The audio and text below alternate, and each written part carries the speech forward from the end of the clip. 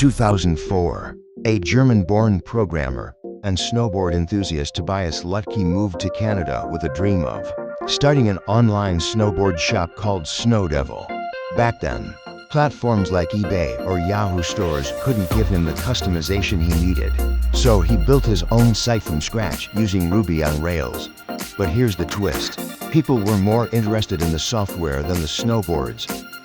2006, Tobias teamed up with Scott Lake and Daniel Weinand to launch Shopify, a platform that let anyone build an online store without writing a single line of code.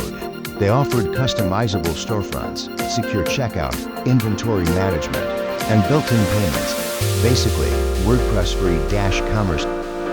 2009, they introduced the Shopify App Store, allowing developers to build tools for shipping, email marketing, upselling, and more.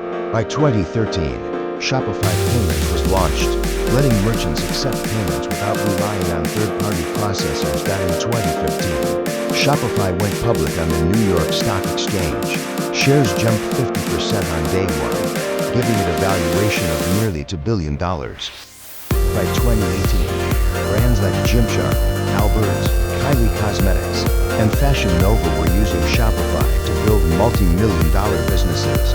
Unlike Amazon, Shopify gave brands full control over their data and customer relationships. When the 2020 pandemic hit and physical stores closed, thousands of businesses rushed online, and Shopify was ready. That year, their revenue doubled, and merchants sold over $120 billion worth of products on the platform. Shopify even became the most valuable company in Canada at one point. Asterisk, of course. Challenges came: competition, problematic sellers, and logistics issues. But Shopify responded by investing in AI, expanding globally, and launching tools like Shopify Magic, Shopify Markets, and the Shop app today.